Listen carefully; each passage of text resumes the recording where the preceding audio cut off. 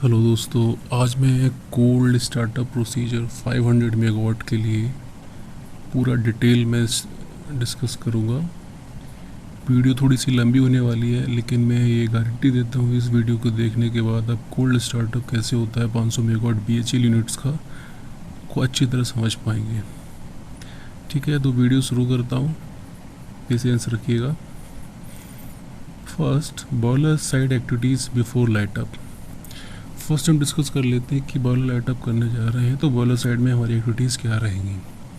ठीक है, तो बॉयलर हमारा फिल होना चाहिए, बॉयलर ड्रम हमारा नॉर्मल लेवल तक फिल होना चाहिए। ये फिलिंग हम MDFP से होते हुए FRS के ज़रिए इकोनोमाइजर से होते हुए हमारी बॉयलर की फिलिंग कर लेनी है। इसमें अगर आप 150 टन लगातार फिल करेंगे 1 घंटे में तो करीब 1.5 घंटे के अंदर बॉयलर में पानी आ जाता है ड्रम में। उसके बाद हम ड्रम लेवल +50 +150 रख के एक PCW पम्प को स्टार्ट कर लेंगे। फाइनली +50 या 0 mm वाटर कॉलम में नॉर्मल लेवल जो रहता है उसको चला के BCW पम्प हमारे चलते रहेंगे। BCW पम्प को CC पम्प भी कहते हैं, सर्कुलेशन पम्प है। ठीक है, ये 150 kg के ऊपर जितने भी बॉयलर्स रहते हैं उनमें यूज होता है। ठीक है, तो पहली कंडीशन हमारी ये रही कि बॉयलर को हमने नॉर्मल लेवल तक भर लिया और तीनों BCW पम्प चला लिए। अब दूसरा स्टेप है कि ड्रम के वेंट्स हैं, super heater startup vents, heater startup vents हो गए, सुपर हीटर के वेंट्स हो गए, हाइड्रो के वेंट्स हो गए, हाइड्रो के ड्रेन्स हो गए, बिन क्योंकि मास्टर जो है उनको ओपन कर लेना है। ठीक है, तो drum vent, super heater startup है, heater vents, super heater hydro vents, super heater drain vents और उनके जो मास्टर ड्रेन है जो कि IBD टैंक में, इंटरमीडिएट ब्लो डाउन टैंक में जाता है, उसको खोल लेना है। तीसरे स्टेप पे आ जाते हैं, उसका नाम है इको रिसर्कुलेशन। ठीक है, इको रिसर्कुलेशन को हमें ओपन रखना है जब तक कि हमारा फीड वाटर फ्लो इकोनोमाइजर से ड्रम तक इस्टेब्लिश नहीं हो जाता। ठीक है, अब उसके बाद हमें, क्योंकि बार बार क्या होता है कि हम ड्रम में पानी लेते हैं, बंद करते हैं तो हमारा फ्लो नहीं हो पाता और हीटिंग उस दौरान चली रही है तो इकोनोमाइजर हमारे में पानी का फ्लो नहीं हो रहा है। ठीक है, तो उस दौरान हमें क्या करना है, इको का सर्कुलेशन खोल देंगे तो हमारा इकोनोमाइजर में सर्कुलेशन होता रहेगा, नेचुरल सर्कुलेशन। ठीक है, उसके बाद हम CBD ABD को लाइन अप करेंगे, उनके ओपन कर लेंगे। CBD को कंटिन्यूस ब्लो डाउन ड्रेन कहते हैं और इमरजेंसी को ABD को इमरजेंसी ब्लो डाउन लाइन कहते हैं। ठीक है, इनको मैनुअल खोल देंगे। सारे APH हैं, SAPH PAPH हमारे मेल APH और सेकेंडरी APH इनको चला लेंगे, उनकी एयर मोटर की अवेलेबिलिटी चेक कर लेंगे और PAPH का फ्लो गैस आउटलेट डैम्पर छोड़ देंगे क्योंकि हम PAPH को अभी PFN चलाना नहीं है, क्योंकि इसलिए हमारा APH का कोई एनर्जी यूटिलाइज नहीं होगी, इसलिए हमारी APH जल सकती है। इसलिए बेहतर है कि PAPH flow gas outlet damper बंद करना है। वैसे भी ये प्रोटेक्शन में बंद रहता है। बाकी जितने डैम्पर सारे खुले होने चाहिए। जो ESP पासेस हैं हमारे, इलेक्ट्रोस्टैटिक प्रेसिपिटेटर्स ESPs, जिनके पासेस हैं इनलेट एंड आउटलेट डैम्पर को खोल दीजिए और जो ऑक्सिलरी कंट्रोल पैनल इसमें कि हीटर्स और डैम्पर्स का जो रैपिंग सिस्टम है पूरा उनको सर्विस में ले लीजिए और फील्ड हमारा रेडी टू चार्ज कंडीशन रखिए। बॉटम में ऐसा फ्लाई सिस्टम रेडी होना चाहिए, बॉटम में ऊपर हमारा पानी से भरा होना चाहिए। सील ट्रफ हमारा जो बॉयलर और हॉपर के बीच में जो स्पेस है, सील पानी रहता है तो सील को ट्रफ फिल होना चाहिए, ओवरफ्लोइंग होना चाहिए और रिफ्लेक्टरी कूलिंग हमारी चार्ज होनी चाहिए। ठीक है, और सारे हमारे अगला स्टेप में ID FD PFNs हमारे हर तरह से चलाने के लिए लाइनअप होने चाहिए। इनका ल्यूबल सिस्टम, कूलिंग सिस्टम और किसी भी तरह का मेन मटेरियल काम नहीं कर रहा हो वहाँ पर तो ID FD हमारी तरह लाइनअप होना चाहिए। अब हमें क्या करना है, एक पेयर ID और FD का चला लेना है और एयर फ्लो 30% रखना है। 30% अराउंड 600 से 650 680 के अराउंड होता है, तो आप 650 प्रेफरेबली रख के छोड़ दीजिए। अब हमें स्टार्ट करना है AC स्कैनर फैन को अवेलेबिलिटी का चेक भी कर लें, DC फैन की भी। साथ में हमें बोथ सेकेंडरी स्कैफ है, जो हमारे सेकेंडरी स्कैफ है जो इनको सर्विस में लेके स्कैफ का आउटलेट टेम्पर 80 डिग्री बनाना है। ये हमारा जैसे कि 80 डिग्री इसलिए बनाते हैं क्योंकि हमारा जो कोल्ड एंड कोरोजन होने के चांसेस बढ़ जाते हैं। ये अगर यहाँ पे सर्द जैसे देते हैं वहाँ पे टेम्परेचर बहुत डाउन रहता है तो एयर आउटलेट का टेम्परेचर बढ़ जाता है, उससे कि हमारा की कंबशन भी आसानी से हो जाता है। उसके बाद AC/DC को ऑटो में डाल दीजिए। फर्नेस से विंड बॉक्स का DP हमेशा फिक्स रहेगा, नहीं रहे तो आपको मेंटेन करना है 35+। ठीक है, चार्ज करिए फ्यूल ऑयल स्टेशन को और HFO को लॉन्ग सर्कुलेशन में डाल दीजिए। ऑटोमेटिक स्टीम को चार्ज करिए और सेट पॉइंट को 6.5 kg के ऊपर रख लीजिए। ठीक है, बर्नर टिल्ट को हॉरिजॉन्टल करते हैं। हॉरिजॉन्टल मतलब 50% और देखिए 50% के ऊपर जाएंगे तो 100% की तरफ जाएंगे तो 30 डिग्री मूव करेगा और 50 के नीचे जाएंगे 0 तक आपका 30 डिग्री में मूव करेगा। तो +30 -30 हमारा टोटल मूवमेंट है, तो 0 डिग्री पे छोड़ना है, नहीं हॉरिजॉन्टली करके 50% हमारे CCR में कमांड रहेगा। साथ में इंश्योर करना है कि MFT की कंडीशन सेट हो गई, MFT पेज में जाके तीनों चैनल्स में पर्च कंडीशन सेटिस्फाइड है। अब हमें क्या करना है, चेक करना है बॉलर का रेडी पर्च कंडीशन आ रही कि नहीं है। रेडी पर्च कंडीशन जितनी फुलफिल है वो उनको करवा लेना है, उसके रेडी टू पर्च लाना है, पर्च करना है बॉलर को 5 मिनट के लिए। फिर ऑयल गन्स को स्कैवेंजिंग मोड में डालते हैं। स्कैवेंजिंग मोड में क्या किया, जो हमारे ऑयल नोजल वाल्स रहते हैं उनको बंद रहते हैं और बाकी स्टीम वाला वाल्व खुल जाता है और गन्स की क्लीनिंग कर देता है। उसके बाद बॉलर स्टॉप वाल इंश्योर करेंगे क्लोज है कि नहीं, उनके ड्रेन जो बिफोर हैं बॉलर स्टॉप वाल की उसको खोल दीजिए उनके मैनुअल के साथ में, और बाकी पावर सप्लाई BSB और IVG की उनकी खोल के रखिए। ठीक है, चेक करिए कि STPRDS चार्ज है कि नहीं। STPRDS मतलब high temperature pressure dissipating station हमारा चार्ज है कि नहीं। इसको चार्ज कर लीजिए दूसरे स्टेशन से, तो स्टेशन से हमारी सप्लाई है दूसरी यूनिट से होती हुई आ रही है, उसे हमें चार्ज कर लेना है। फिर APH का जो सूट ब्लेइंग सिस्टम है जो उसको भी खोल लीजिए, और मोटराइज वाल को उसको भी खोल लीजिए।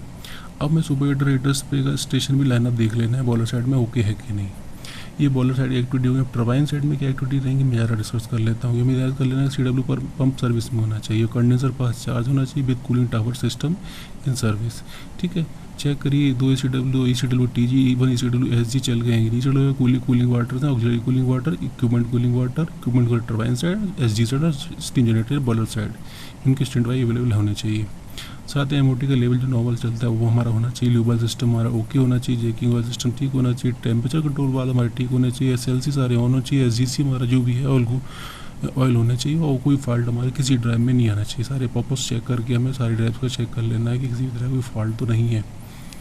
अब हमें एयर साइड का सील ऑयल पंप और S2 साइड का सील ऑयल पंप चला लेना है। उसका उनके दोनों सील ऑयल और S2 का DP है उस 1.5 kg से ज़्यादा होना चाहिए। अगर नहीं आ रहा तो व्यवस्था करिए, अब ह्यूमिडिटी से बात करिए। हाइड्रोजन प्रेशर को 3.3 kg के आसपास से ज़्यादा रखना है। 3.5 kg भी मत रहे, क्योंकि अगर हम रोल करेंगे उस दौरान प्रेशर बढ़ेगा, तो 3.35 kg के ऊपर रखिए। ठीक है, चेक करिए TG का सारा TG बारिंग में है। हमारा EOP जो है टर्बाइन का EOP है वो चल रहा है, GOP चल रहा है, और उनकी वेपरेटर फैन हमारे MOT का वो सर्विस में है। ल्यूबल टेम्परेचर हमारा ऑटो में है, टर्बाइन और टेम्परेचर 45 पर अब मेंटेन कर रहा है। ठीक है, साथ में अब देखिए ल्यूबल फिल्टर जेकिंग फिल्टर DP इनका चेक करते रहिए, और चोकिंग को तो क्लियर कराते जाइए। HPCF सिस्टम में हमारा जो कंट्रोल फूड जो सिस्टम रहता है वो हमारा सर्विस में होना चाहिए, उनका चेंज ओवर कर लेना है और ट्रिपिंग भी चेक कर लेनी है। उसका टेम्परेचर कंट्रोल ऑटो में डालिए, टैंक टेम्परेचर को 55 डिग्री के ऊपर रखिए। सारे गवर्निंग वाल के जो फिल्टर्स हैं हमारे IPCB HPCB इनके जो क्लीन होने चाहिए, और सेल्फ रोटेटिंग प्रोटेक्शन रैक में जो फिल्टर हैं उनको सेल्फ क्लीनिंग करके रोटेट कर लेना है। ESTC को लाइनअप कर लेना, दोनों आइसोलेटिंग वाले HPIP वाले दोनों को खोल लेना है, और हर तरह से ट्रिप ऑयल जनरेट हो रहा है कि नहीं वो बाद में देख सकते हैं। तो हमें पहले CC इनको लाइनअप कर लेना है। हॉट ऑयल मेकअप जो हमारा DM प्लांट से आता है वो हमारा सर्विस में होना चाहिए, ऑटम होना चाहिए, वो मेंटेन कर रहा हो। वाल गेंड हेडर प्रेशर जो हमारा CP के बाद से कंडेंसर से निकालता है, हेडर से निकालता है, वो हमारा सर्विस में होना चाहिए, और प्रोफाइल उसका 4 kg के आसपास मेंटेन कर लीजिए। CP ग्लैंड से लैंड अप होना चाहिए, और CD पे CP सारे प्राइम होने चाहिए। DM मेकअप प्राइम रन होना चाहिए। ग्लैंड से बता चुका हूँ कि हेडर प्रेशर 4 kg के ऊपर होना चाहिए। 1 CP सर्कुलेशन में हो, ओपन हो उसका रिसर्कुलेशन वाल, और उसको 1.5 तक पानी भर लिया हो। या अगर डेटा लेवल बढ़ता है तो सारे जो डेटा लेवल कंट्रोल वालों को बंद कर लीजिए। उसको अगर और भी मुझसे नहीं मेंटेन होता तो स्टार्टिंग वाली बंद कर लीजिए। एक हमारा MDP है, एक MDP और 2 TDP रहते हैं। तो MDP हमारा सर्विस में और सर्कुलेशन वाल ओपन है, और वो हमारे FRS से होती है कुल मिलाकर तक पानी भर चुका है। ठीक है, तो वो TDP हमारे जो TDP पानी से फीड वाटर से प्राइम है और बारिंग पे है। ठीक है, उनकी RPM हमारे 300 के ऊपर होनी चाहिए। साथ ही में एक चीज़ ध्यान रखनी है कि रीटर सुपर स्प्रे वाल्स हैं जो हमारे तीनों BFPs के, वो हमारे बंद होने चाहिए। टर्बाइन के सारे माल ड्रेन जो हमारे टर्बाइन हाइजीन ड्रेन्स होते हैं, SDFT ड्रेन GUFT ड्रेन सारे मैनुअल खोले होने चाहिए, मोटराइज वाल भी ओपन होने चाहिए। कंडेंसर हमारा पुल होना चाहिए। कंडेंसर कैसे पुल करते हैं किसी वीडियो में बता चुका हूँ, मैं इसकी लिंक बाद में दे दूँगा। कंडेंसर वैक्यूम हमारा पुल होना चाहिए। कंडेंसर वैक्यूम -85 kc से ज़्यादा होना चाहिए। सारे हमारे CRH HRH के एटमॉस्फेयर ड्रेन हमारे बंद होनी चाहिए, क्योंकि हमारा कंडेंसर वैक्यूम चार्ज हो चुका है, नहीं तो हमारा शॉर्ट सर्किट होने से वैक्यूम ड्रॉप हो जाएगा।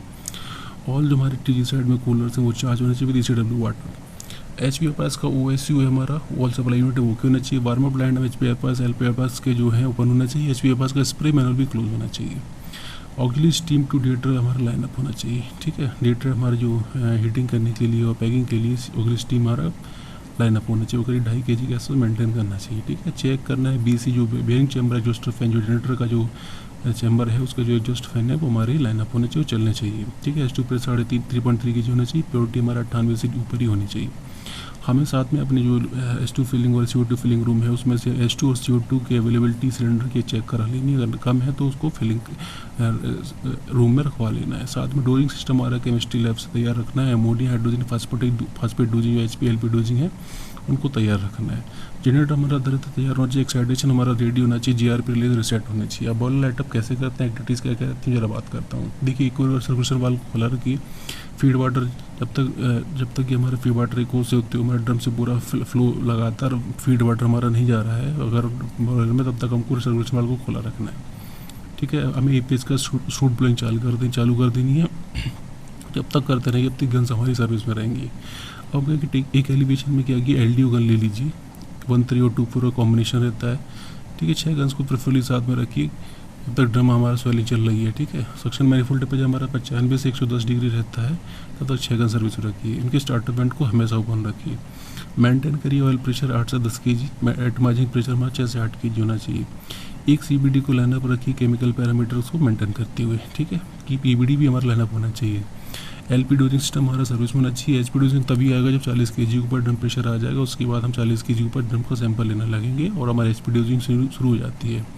साथ में रोज नोट ध्यान रखना है कि rate of drum MTM 2 degree centigrade पर मिनट से ज़्यादा नहीं होना चाहिए, यानी 2 डिग्री पर सेंटीग्रेड पर मिनट से हमारा ये ड्रम मेटल टेम्परेचर बढ़ना नहीं चाहिए। ठीक हमें करना है। उसके बाद आधे घंटे बाद इसी प्रोसेस के बाद 30 मिनट बाद हमें ना और एडिशनल गन्स ले लेनी चाहिए। ठीक है, तो 6 से 8 गन कर लीजिए। ठीक, अब उसके वही चीज़ है कि मॉनिटर करिए बॉयलर ड्रम बॉटम DTA 50 से नीचे रहना चाहिए। चेक करिए CC पंप का जो कैविटी टेम्परेचर है और बॉयलर टेम्परेचर राइज के साथ में बढ़ता है तो कैसे कितना बढ़ता है जरा गौर करना है। ठीक है, उसके बाद हमें करना है MS CRH HRS का टेम्परेचर राइज को मॉनिटर करना है। एट ड्रम प्रेशर 2 kg, जब सेचुरेशन टेम्परेचर 120 डिग्री हो जाएगा तो क्लोज करना है ड्रम वेंट को, सुपर ड्रम एडर वेंट्स को। ठीक है, एट ड्रम प्रेशर 6 kg से 8 kg के बीच में जब सेचुरेशन टेम्परेचर हमारे 160 डिग्री सेंटीग्रेड हो गया है तो सुपर का एडर ड्रेन बंद कर देना है। एट ड्रम प्रेशर 7 से 8 kg हमें 165 से 170 डिग्री हमारा सेचुरेशन टेम्परेचर हो गया है, तो अगर हमें बीसीडी पहले नहीं चलाया तीसरा तो तीसरा चला लीजिए और एडिशनल गन हमारा CD और EF में रख लीजिए। ठीक है, तो हमारे ABCD EF टोटल अगर AB 8-10 गन के आसपास हो गई, EF में भी 2 गन ले लेंगे तो हमारे 10 गन के आसपास हो जाएंगे। चेक करिए पे शूट ब्लोइंग हमारी लगातार चल रही है कि नहीं। फिर SP के रैपिंग सिस्टम को ऑन कर दीजिए, ऑटो मोड को ऑन डाल दीजिए। 7 से 8 kg ड्रम प्रेशर के आसपास जबकि सेचुरेशन टेम्परेचर 165-70 होगा तो हमें MS लाइन को चार्ज करना है। MS लाइन को चार्ज कैसे करेंगे, MS CRH TG साइड का ड्रेन इतने ओपन है, MS PRDS ड्रेन हमारा ओपन है, IBD में जिसका ड्रेन जा रहा है ओपन करिए। HP पास का ड्रेन PV 102, 101, 102 को ओपन करिए। BP3 BP4 जो बाईपास HP पास का बाईपास है 8 मीटर पे रहता है, उसको वार्मिंग अप के लिए HP पास को करिए। ओपन करिए बॉल स्टॉप बाल आफ्टर ओपनिंग IV उनकी इंट्रीकल बाईपास खोल के बॉल स्टॉप बाल को खोल लीजिए। MS CRH लाइन को तब बंद करिए और CR पिक्चर 1 kg के ऊपर आ जाए, क्लोज कर दीजिए। बॉल स्टॉप बाल का ड्रेन जो कि मैंने उससे पहले खुला हुआ विद मैनुअल के उसके बाद में खोल दीजिए, बंद कर दीजिए और बॉल स्टॉप बाल हमारा चार्ज हो गया। LP पास लाइन को वार्म ड्रेन ओपन करिए, चेक करिए 30 CP ऑन आउट, क्योंकि अगर जब जैसे ही अब LP पास खोलते हैं तो उसमें स्प्रे जाता है तो CP हमारा हेडर पे से ट्रिप कर सकता है। उसके पहले हम दूसरा या तीसरा CP चला सकते हैं और 2 CP को लगातार सर्विस रख सकते हैं। तो फिर अगर एक CP चल रहा है तो दूसरा CP चला के छोड़ देंगे जब LP पास को चार्ज करना हो। अब LP पास कंट्रोल से उसको हमको बढ़ाते हुए LP पास दोनों को 25% खोल लेना है, HP पास को 10% खोल लेना है और बॉलिंग फायरिंग के साथ से एडजस्ट करना है। ठीक है, वंस HP LP पास चार्ज होंगे सुपर स्टार्टर वेंट को बंद कर लीजिए और ना हीटर वेंट को भी बंद कर लीजिए क्योंकि LP पास भी ओपन 20% हो गया है। क्लोज कर लीजिए HP पास वार्म अप आफ्टर HP पास ओपन। ठीक है, नाउ MS प्रेशर हमारा 25 kg हो गया, सेचुरेशन टेम्परेचर 228 डिग्री हो गया है, 10 गन हमारे पास है, TG रोलिंग और सिंक्रोनाइजेशन के तैयार है। अब कैसे करेंगे, SLC ड्रेन हमारा कैप ओपन रखिए और माल ड्रेन हमारे सारे ओपन होना चाहिए। टेम्परेचर जो हमारे X कर्व्स होते हैं X1 X2 हमारे सेटिस्फाइड हैं। ठीक है, ब्रिंक क्या करिए, कैसे हम टर्बाइन को सेट करेंगे। ब्रिंग करिए स्टार्टिंग डिवाइस को 0 पोजीशन पर लाके और टर्बाइन को रीसेट करिए। देखिए स्टार्टिंग डिवाइस को 0 लाते हैं, रीसेटिंग जो हमारा ट्रिपल को जनरेट कराना है, स्टार्टअप वाले अगली स्टार्टअप को जनरेट कराना है, ये हमारा टर्बाइन की रीसेटिंग है। तो हमें उसके बाद 0 लाने के बाद फिर क्या करिए, स्टार्टिंग डिवाइस को 42% ले जाइए। अब 42% पर ले जाएंगे तो आपको देखेंगे इमरजेंसी स्टॉप वॉच हैं HP और IP के, वो खुल जाएंगे। ठीक है, फिर उसके बाद HP CP के बॉडी मोटर टेम्परेचर को रेंज बढ़ने लगे, ये जरा ऑब्जर्व करना होगा। अब 360 RPM पे जाना है, कैसे जाएंगे। ठीक है, अब स्पीड रखिए, जब अगर 100% नहीं किया तो 100% कर लीजिए। PR में 75 megawatt, throttle pressure 50 kg, vacuum greater than -0.85 kc होना चाहिए। लो टेम्परेचर कंट्रोल ऑटो में डाल के 45 डिग्री सेट पॉइंट डाल दीजिए। प्राइमरी टेम्परेचर में ऑटो डाल के सेट पॉइंट हमारा 45 डिग्री डाल दीजिए। गैस टेम्परेचर कंट्रोल हमारा अपने से प्राइमरी वाटर -5 यानी 40 डिग्री लेके ऑटो में डाल जाएगा। मास्टर सेट पॉइंट हमारा ब्लॉक ना हो, उसको नॉट ब्लॉक करके सेट कर दीजिए। स्पीड कंट्रोलर एक्टिव होना चाहिए, HPI डिवाइस हमारा ऑन होना चाहिए। प्लंजर कॉयल जो होती है STC वाली वो ऑन रहेगी। TSC फॉल्ट कोई नहीं आ रहा है, TSC इन्फ्लुएंस हमारा ऑन रहेगा। LP मोड हमारा सिलेक्टेड रहेगा। LP और IP मोड की भी बात बताऊँगा। तो LP मोड हमारा सिलेक्टेड रहेगा। GC जनरेटर सर्किट बोर्ड हमारा ओपन रहेगा। लोड ग्रेडियंट हमारा 15 मेगावाट पर मिनट रहेगा। ठीक है, PR मैक्स 75 मेगावाट रहेगा। FGMO हमारा ऑफ रहेगा। ठीक है, अब चेक करिए HP LP pass on auto. Pressure जब हमारा 65 kg आ गया, LP पास हमारा 6 kg है। ठीक है, टेम्परेचर कर्व्स हमारा X3 X4 X5 सेटिस्फाइड है। ठीक है, इंश्योर करिए कि HPT का इवैक्यूएशन वाल हमारा क्लोज है। ओके, और रोल करिए मशीन को through ATRS by switching on program. SGC program turbine का जो रहता है उसको, उसका जो प्रोग्राम ATRS वाला उसको ऑन करिए और उसको स्टार्टअप में क्लिक करिए। ठीक है, क्लिक बाईपास करिए। अगर कोई भी रीजन मिल रहा है आपको, स्टेप को बाईपास कर सकते हैं। स्टेप 112 आएगा तो स्पीड हमारी 360 RPM पहुंच जाएगी। ठीक है, तो उसी दौरान हमें 240 RPM पे ऑब्जर्व करना है कि बारिंग स्टॉप होती है कि नहीं और MOT लेवल राइज होता है नहीं। अब हमारा 360 RPM आ गया है तो स्टार्ट कर लीजिए PFN को। ठीक है, flue gas auto dumper PFH को 20% खोल लीजिए और SCPH के फ्लू गैस ऑटो टेम्परेचर को 50% कम करके PFH में एयर आउटलेट टेम्परेचर बढ़ा लीजिए, क्योंकि हमको मिल को सर्विस में लेना है, उनका टेम्परेचर बढ़ाना है। दूसरा BFN भी चला लीजिए, इसको ऑटो में डाल दीजिए। मास्टर को ऑटो में डाल के 800 mm water column set point डाल दीजिए। ठीक है, वैन हमारा hot PA header temperature greater than 150 degree है। ठीक है, तब हमें एक फर्स्ट मिल ले लेनी है। ठीक है, ये ध्यान रखना है कि PA का एयर आउटलेट टेम्परेचर हमारे 150 डिग्री हो गया है तो फर्स्ट मिल हमारा सर्विस में ले सकते हैं। दूसरी तीसरी मिल को वार्म अप करके छोड़ दीजिए, एयर डाल के छोड़ दीजिए। ठीक है, और बहुत दोनों TD वेब पेज को PRDS से सप्लाई लेके 1000 RPM तक रोल करके छोड़ दीजिए। ठीक है, रिक्शा वालों का ओपन कर लीजिए। ठीक है, ओपन करिए सुपर या टेम्परेचर वाल को। ठीक है, मेंटेन करिए टेम्परेचर गिविंग स्प्रे। ठीक है, बर्नर टिल्ट हमारे को भी एफर्ट कर सकते हैं। ठीक है, TG सेट रोलिंग को 3000 ले जाना है। X6 सेटिस्फाइड है। 3000 T सेट हमारा 3000 ले जाना है, X6 सेटिस्फाइड हो गया। तो अब एट स्टेप 16 पे जा क्या करेंगे कि स्पीड रेफरेंस हमारा 3000 RPM जाएगा और X6 को सेटिस्फाइड हो गया, 3000 RPM चला जाएगा, कमांड जाएगा। ठीक है, अब 100% मार्जिन हमारा जब स्पीड के दौरान होता है 600 RPM पर मिनट होता है एक्सेलरेशन हमारा। ठीक है, तो ऑब्जर्व करना है कि जो भी हमारा स्टॉप हो जाना चाहिए 360 से 3000 ले जाते टाइम पे 540 RPM पे, UP हमारा 2850 RPM पे बंद होना चाहिए। इस दौरान हमें वाइब्रेशन नोट करनी है पेडेस्टल के और साफ्ट के, क्योंकि क्रिटिकल स्पीड्स दौरान 870, 1075, 2275, 2775 पे RPM के दौरान आएगी। ठीक है, इस दौरान हमें वाइब्रेशन साफ्ट पेडेस्टल का नोट कर लेना है। चेक करिए, इस दौरान लीवर फिल्टर चोकिंग हो सकता है, चेंज ओवर कर लीजिए सिंक्रोनाइजेशन से पहले ही। ठीक है, वंस स्पीड रेफरेंस हमारा स्पीड रेफरेंस 3000 पे पहुंच जाता है। एक्चुअल स्पीड करीब 3000 पहुंचने में 6 मिनट के आसपास लगती है। आप SGC प्रोग्राम को बंद कर लीजिए। फर्स्ट स्पीडर को सर्विस से ले लीजिए, स्लोली रेज करिए कोल फ्लो को, वॉचिंग मिल आउटलेट टेम्परेचर। अब क्या करना है, सिंक्रोनाइजेशन करना है। देखिए, अब हमें थोड़ा सा प्रेशर में स्टेबिलिटी चाहिए। ठीक है, तो हम IP मोड को सिलेक्ट कर सकते हैं, तो IP मोड हम सिलेक्ट कर लीजिए। X7 मिलना बहुत ज़रूरी है। IP से आफ्टर चार्ज टेम्परेचर हमारा जो X7 क्राइटेरिया है वो मिलना ज़रूरी है सिंक्रोनाइजेशन से पहले।